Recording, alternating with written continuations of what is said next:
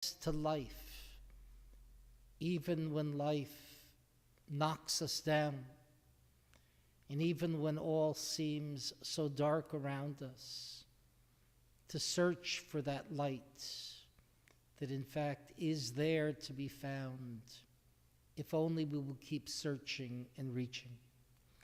And so I delight in calling upon Lynda Fishman to share some of her thoughts and reflections with us.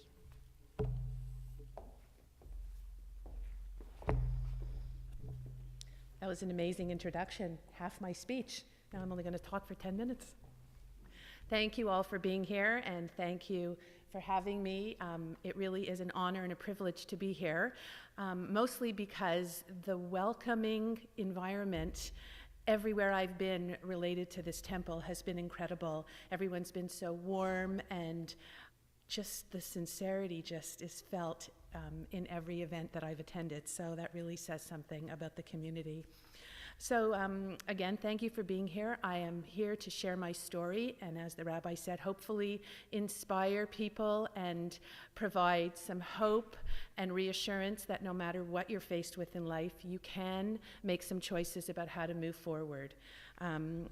And I want to start by saying that I'm here because I suffered a terrible tragedy as a child, which I'm going to tell you about, but I'm also here to tell you that I feel incredibly blessed and lucky to have the life that I have. I have a wonderful husband. We're going to be celebrating our 35th anniversary in June. We have 3 kids. Our eldest daughter is expecting her 2nd child, so we already have 1 grandson, and we're getting another one in June.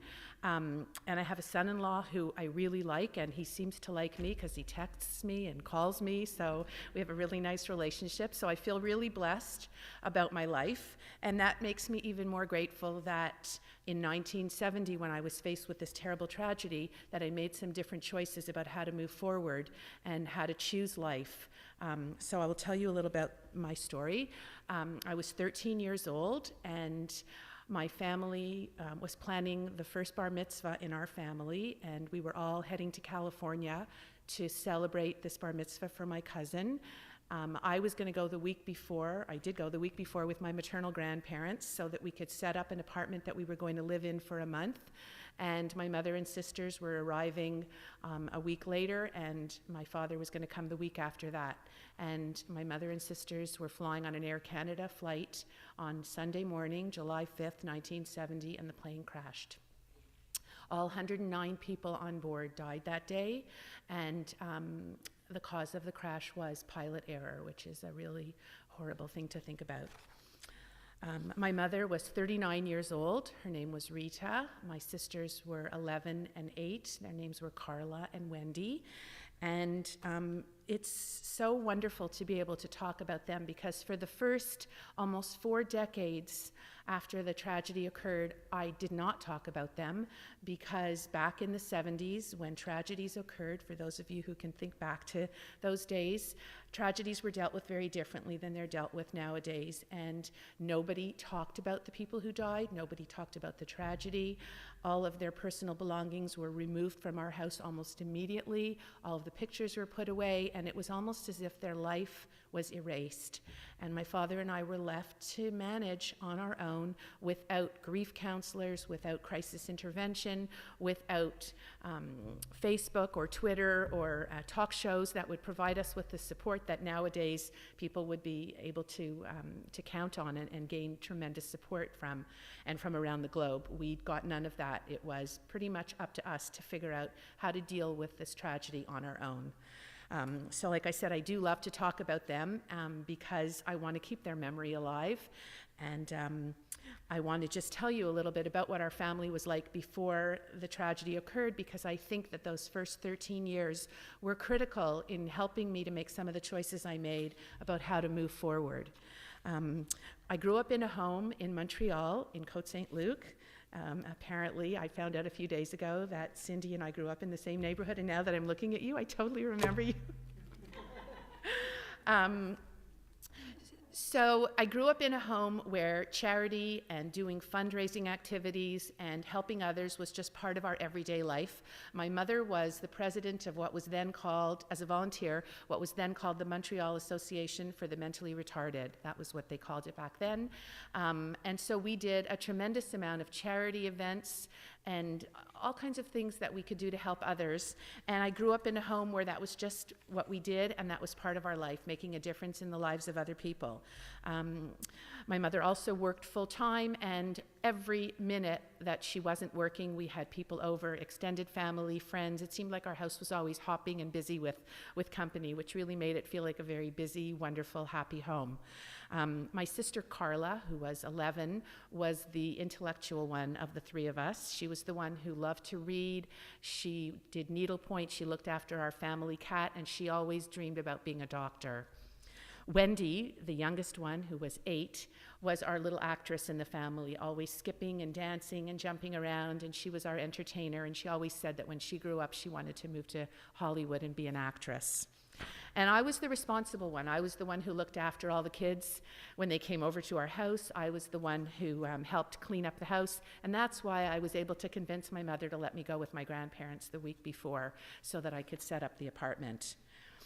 My father was a very jolly guy. He was 44 when the accident occurred, and he went from being a happy, jolly, joke-telling person who was always schmoozing with everybody to a very broken, distraught, and heartbroken person who never recovered from this tragedy. And I looked at him from the day it happened and saw him in such a chronic state of distress that state motivated me to never be that way, because I thought it was just so painful to always be in that much pain. And so while it wasn't easy, and I will never stand up and say that it was easy, I did make the choice to live. I made the choice to move forward in whatever way I could, and it was up to me to figure out how to do that, because as I said, there really was no professional help available to us. My grandparents were wonderful, as broken and heartbroken as they were. They did provide a tremendous amount of support for me and really helped me get through those first few years as well as they could, considering what they were dealing with themselves. But I do want to emphasize that my father, in my eyes, had given up. And I decided as a young teen that there really are 3 choices when we're faced with anything in life, and that is to give up, to give in, or to give it all you've got. And I wasn't going to give up, and I wasn't going to give in, so I made a conscious decision to give it everything that I had. And one of the things that I learned growing up in my home for those first 13 years was that 2 of the most important things in life are to be healthy and to be happy. That was a message that my mother really emphasized and showed us through her actions. And so I knew I was healthy. I was determined to be happy again, and I felt as if I deserved to be happy and didn't feel guilty, because I knew that my mother would have wanted me to choose happiness. And I really do hope that anytime anyone is faced with any kind of loss, that they remember that their loved one would want them to be happy and would want them to choose to be joyful again, and not to spend the rest of their life in a state of constant grief and sadness. So what I did was I figured out that if you fake joy and pretend to be happy, you can start to feel a little bit happier. And so off I went. This accident occurred between grades 7 and 8, or as you call it, 7th and 8th. And so I was starting high school, and that was a melting pot from a bunch of different schools. People did not know what I had been dealing with that summer. Don't forget, there was very little way of finding out. There was no Facebook. And so I went back to school in September with most people not knowing what I had been through, and I just put a smile on my face and pretended to be happy. And the more I pretended to be happy as the school year went on, the more I started to feel joy. And I found some other tricks to get through that first year, which I will share with you in a few minutes. But I do want to emphasize that I realized that there were a few things I could do to make sure that I could get back on that road to happiness. And thank God that I did. And as I said, I'll tell you what I call them my 8 happiness-inducing choices, but I first want to tell you a little bit about how I met my husband. We were 17 when we met, and as soon as we met, I knew there was an instant connection and a reason that we were able to be so compatible, and that was because he had just been orphaned. He was 17 years old, and when he was 7 months old, his mother died of a heart attack and left his father with a 7-month-old and a 4-year-old. And to make things even more challenging for his dad, that 4-year-old, my husband's brother, was quite developmentally delayed and never even really developed beyond the age of about 6. So my father-in-law was left with 2 young boys, one of them having huge special needs, and this was in the 60s when there was absolutely no support available. In fact, it was quite the opposite. I think that he had huge challenges with the school system and with the community because people did not know how to deal with people who were developmentally delayed. And so he was bullied. My father-in-law was very embarrassed by him, not because he meant any harm, but that was just the way things were back then, and he wasn't given the support, and people didn't know how to treat him, and he was treated very badly at school. So my father-in-law had a very huge challenge raising those 2 boys by himself. He did not date. He devoted his entire existence to his 2 boys, and when my husband was 17, just a few months before I met him, they were out washing the car, and his father died of a heart attack in front of the 2 boys, and he was 55 years old. So needless to say, when I met my husband, we had a lot in common. But the one thing that we were very clear on when we met, and to this day, is it was never a pity party. It was never, oh my God, you have such a bad story, I have such a bad story, let's go out there and get everybody to feel sorry for us. It was quite the opposite. We said, we are both very determined to make a good life for ourselves, to find happiness and raise a family and do all of the things that our parents were cheated out of doing, and we're going to do this no matter what it takes. None of our parents had gone to university. We were determined to go to university, so we each took awful part-time jobs that paid really well. My husband worked at General Motors outside of Montreal, and he made amazing money because they paid really well because you got burned on the job. His skin would get burned by sparks flying from the welding machines. He also pumped gas at a full-service gas station, and he was able to put himself through McGill University by working part-time. I was also going to McGill, and my 2 part-time jobs were waiting tables and washing hair at a hair salon. And I have to tell you that maybe nowadays washing hair at a hair salon wouldn't be so bad, but back in the 70s, it was the most disgusting job because remember Final Net, for those of you who used to, it was a very sticky hairspray that people used to put in their hair every single day, I'm sure multiple times every day. And so by the time they came to the hairdresser to have their hair washed, I had to put my fingers in this sticky mess of hairnet. And so it was a disgusting job, but they tipped so well at that hairdresser. So I was able to pursue my education. I ended up getting a master's degree in social work and ran a summer day camp in Toronto for 25 years. And my husband got a business degree and just retired from being the president and CEO of Teva Canada, the largest pharmaceutical company in the world. So he did really well from where he came, and so did I. And we're very proud to say that we made some really good choices in order to be able to talk about where we are now and how we got there. And that's really what I want to talk about, and that is that I think everything is all about choices. You know, we were faced with a lot of difficult choices as teenagers, and we chose not to get involved with drugs. We chose not to go down the road that some of our schoolmates were going down, which was to skip classes and to get involved in things that were unethical or illegal, and we just chose to stay on the right path so that we could really make a good life for ourselves. So that's why I'm able to stand up here almost 44 years after going through a terrible tragedy to say that you can survive and you can even thrive after going through something awful. And these are my 8 secret, well, they're not really secret because I tell everybody now, but these are my 8 happiness-inducing choices that I really do believe are the secrets to success and happiness and to, as the rabbi said, picking yourself up after you've been knocked down. So they're not in any particular order. The first one that I talk about is surrounding yourself with optimistic, positive, happy people.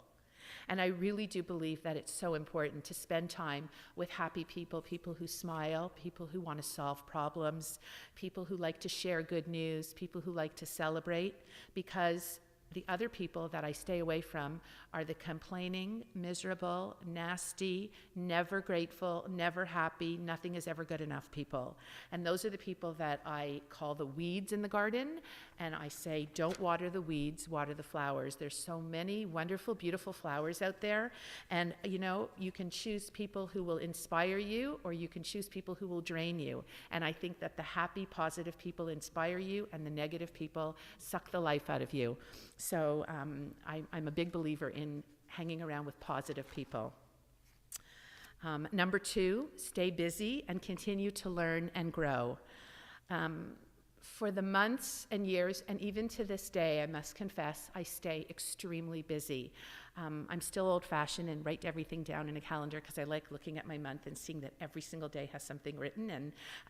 But I try to do things that are very meaningful and productive, and things that I want to get out of bed for every morning and do. And I think it's important, because if you stay busy and do things that are meaningful and productive, you feel very satisfied with your life. It gives you a reason to get out of bed, and it also keeps your mind from going into dark, negative places. When you have too much free time and you don't have enough on your plate, that's when you worry, that's when you spend a lot of time in those places that I just don't ever want to go. So that's number 2.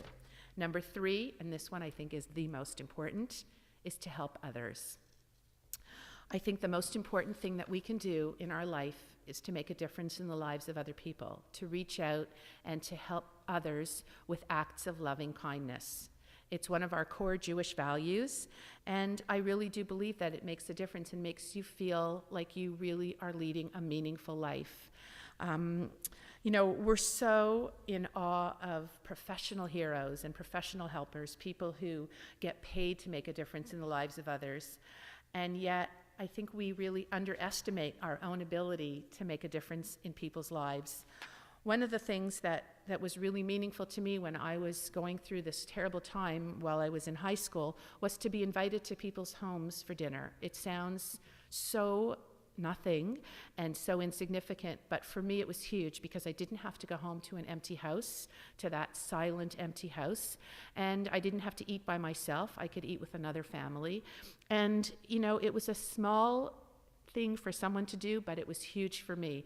And sometimes, if we think about it, there are some small things that you can do to reach out and make a difference in the lives of others that could be huge for them. We talked a little bit about this last night with a group of people that were here at the temple, and we were talking about how when people get up from Shiva, often they become yesterday's news. And if you could send a meal after the Shiva, sometimes that has more meaning than during the Shiva, because they kind of feel forgotten after everybody's gone off to pursue their own lives. So small things can make a very big difference. And the other thing is, when you help others, you ever hear the expression, sometimes if you look at someone else's problems, you don't want to trade with them? Well, if you help others and you take a look at what they're dealing with, sometimes it makes you feel like your problems aren't so bad, because other people have other issues that they're dealing with. Number 4, express gratitude. There are so many sources out there that really teach us about how to express gratitude and to cultivate an attitude of gratitude. And it is also another something that's taught in Judaism, and that is to count your blessings. And I think that when we do count our blessings and we do look at ways to feel grateful, then we feel even better about what we have in our life, and we're focusing on what we're grateful for rather than focusing on what we don't have. And I will tell you, one of the things that I realized when my kids were growing up was that I was starting to feel really sorry for myself and my kids that they didn't have grandparents. It really bothered me. Everywhere I went, I seemed to see people with grandparents. There was always Grandparents' Day at school or at our temple. There was Grandparents' Day, always something to do with grandparents. I would go to the pediatrician's office and people would be there with their mothers, and I felt like I was the only person whose children didn't have grandparents. So since I'm a solution-oriented person, I decided I'm going to solve this problem, and I put an ad in the Canadian Jewish News for surrogate grandparents. And I was determined that I was going to find grandparents for my kids. So we interviewed a few different surrogate grandparent applicants, and I wrote about them in my book because they were comical. But needless to say, we didn't get the applicants who I kind of thought we would get. We got the real lunatics from Toronto who really had no business answering the ad, because really all they wanted to do was talk about themselves. They had no interest in my kids. They really had no interest in being grandparents. They just were very needy people who thought this was a way for them to get some attention. So after about the third interview, my kids turned to me and said, "This isn't one of your better ideas. Can we please not interview anybody else?" But what that taught me was that I should really focus on the fact that I have a wonderful husband and 3 amazing kids, and we're all healthy. And instead of looking at what I don't have, why don't I look at what I do have and be grateful for what I do have? So that was a really good lesson for me. Number 5, look ahead and don't look back.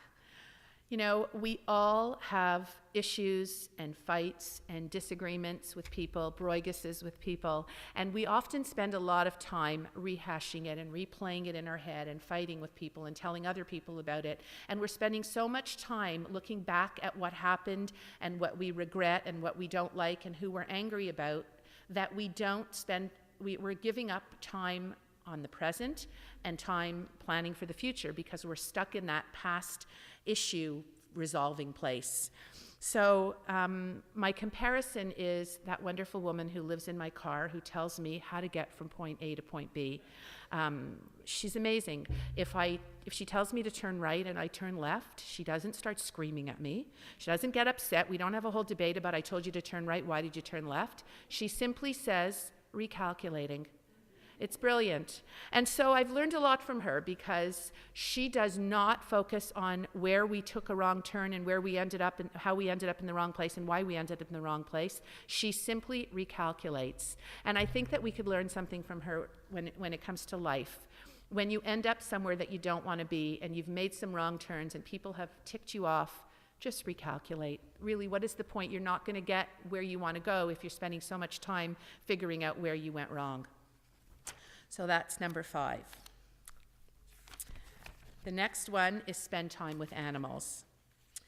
I really do believe that spending time with animals is tremendously educational for us.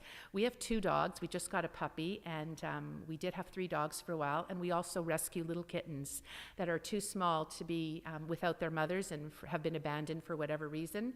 So my youngest daughter and I are up at nighttime, bottle feeding them in the middle of the night, and they look at us with such gratitude and such appreciation and such unconditional love, and all of the things that I'm talking about today, animals get from the day they're born, which is why I think they only have to live about 12 years, because they get it every single day of their life, and we need a lot longer to learn those lessons.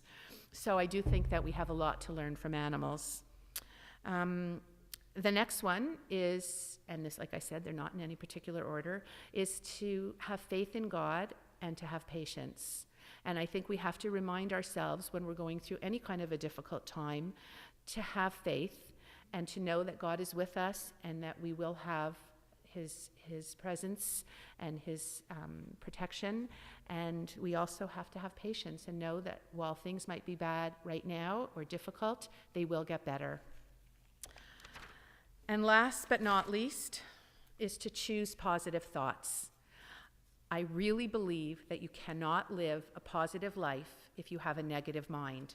So if you want to live a positive life, you have to have a positive mind. You have to think positive thoughts. And I do believe that we get to choose our thoughts. And my best example of that is when I first started speaking, I was speaking to a group of about 300 women, audience style, and the woman right in front of me, smack in the middle, was on her phone the entire time that I was speaking, texting. And I was so distracted by her that I couldn't look anywhere else. I forgot half of what I wanted to say in my talk because I wanted her to stop texting, and it's not my nature to call her out in the middle of 300 people or to tell her to put her phone away, so I just let it go. But I felt cheated, and I felt like I cheated the audience that day because I was so distracted by her. So since I tell people that we get to choose our thoughts, I realized that I get to choose my thoughts about this. And from now on, Anytime someone is texting while I'm speaking, I now think that they are taking notes on what I'm saying and that they are writing down every single word, and that actually motivates me and encourages me to even slow down and talk right to them to make sure they don't miss one word. So we do get to choose our thoughts. We do get to choose how to look at any situation. And I believe that's true for any situation that we're faced with in life. We can choose to look at things in a positive way, or we can choose to look at things in a negative way. And we can choose to be happy. We could choose to let joy into our lives again after going through something difficult. So I'm going to just read you something that is actually, I don't know who wrote it, but I think it actually summarizes what I just talked about with these 8 happiness-inducing choices. It's called A Truth. One evening, a wise old man told his grandson about a battle that goes on inside people. He said, "My son, the battle is between 2 wolves inside each of us. One is the evil wolf. He's angry, envious, jealous, regretful, greedy, guilty, resentful, and he lies. The other wolf is the good wolf. He's joyful, peaceful, loving, hopeful, kind, forgiving, empathetic, generous, and truthful." The grandson thought about it for a moment, and he asked his grandfather, "Which wolf wins?" And the grandfather simply replied, "The one you feed." So I really think that is a good summary of what I'm talking about. So I mentioned my book, Repairing Rainbows, and the reason that I wrote this book so many years after the plane crash is simply because I really felt that I had a story worth sharing, mostly because I was able to tell everybody about this happy ending, about these choices that I made, and hopefully to inspire people that no matter what they're faced with, it doesn't have to be a terrible tragedy like losing a whole family. As the rabbi said, anytime anyone experiences any kind of loss, whether it's the loss of a loved one, loss of health, loss of a home, loss of a career, there are so many losses, and no matter what that loss is, someone or something is gone, and you're in pain. And you have some choices about how to move forward. And I wanted people to know that my story is based on making choices about how to move forward in a positive way. I also just want to tell you that when people say to me, was it hard to write the book, and are you sure it was the right thing to do? Something happened right before the book came out that really proved to me that this book was meant to be, and that I really needed to write it. Do I have time to tell this story? Okay, good. My husband was taking about 10 people on a business trip to Mexico. Pharmaceutical companies used to do that all the time and call it business, but really we knew it was really just fun. Anyways, we were planning to go to Mexico with these 10 people, and my book launch was in June of 2010, and this was in April, and I still hadn't decided on the cover. And the reason I didn't decide on the cover was because I wanted to use the picture that is now on the cover, because that was a picture of my sister Wendy's doll, but I didn't have permission from the photographer, and I was worried about being sued. So here it is, April. We're going to Mexico. I haven't figured out the cover yet. My book launch is in June, and we're going on this trip. Anyways, a few days before we're scheduled to leave, the trip was changed to Dominican Republic. People were afraid to go to Mexico in that period of time. So now we're going to Dominican Republic. I bring my manuscript and everything. We go to check in. And my husband, who is a workaholic, needed access to the internet at all times, and they told us that our level of rooms did not have internet access.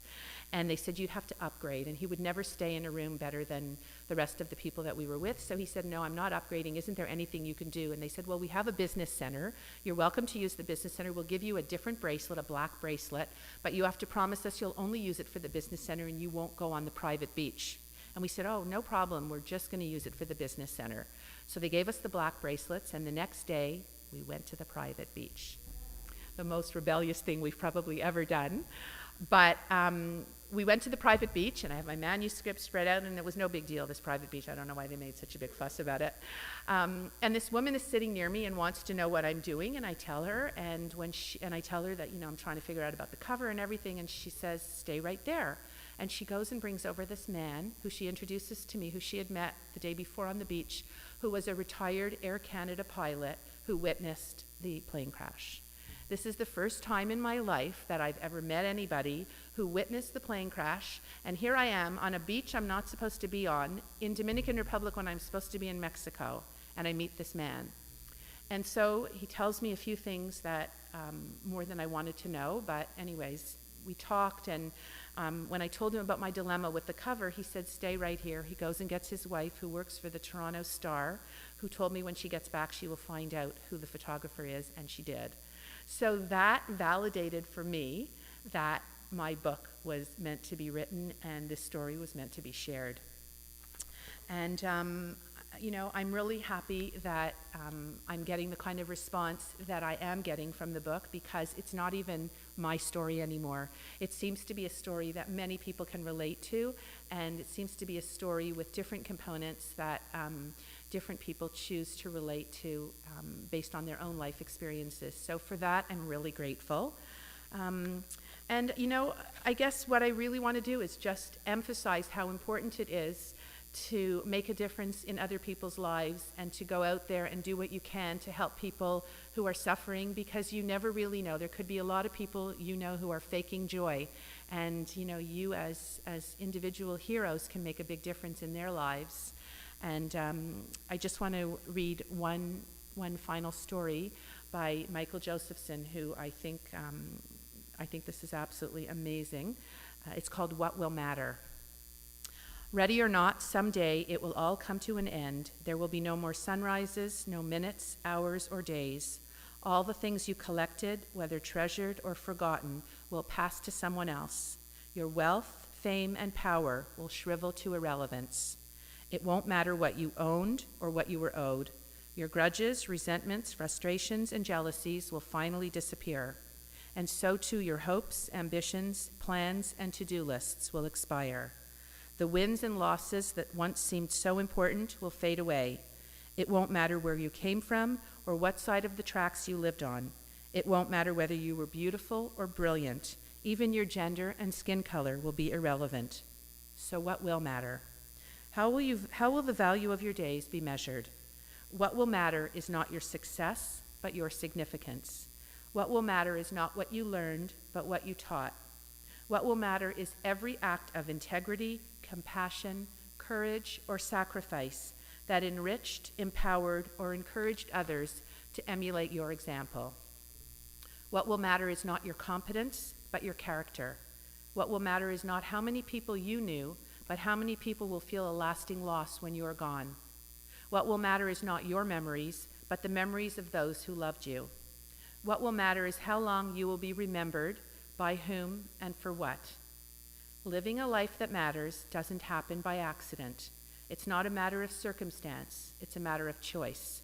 So choose to live a life that matters. And I think that really is an incredibly meaningful story. So my final message to you comes from Fiddler on the Roof, and that is to life, l'chaim, l'chaim, l'chaim, to life. Life has a way of confusing us, blessing and bruising us. So drink l'chaim to life.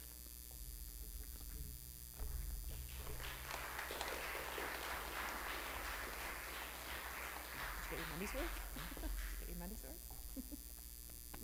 Thank you. I don't think it comes any more profound than that. Page 586. Will you please rise?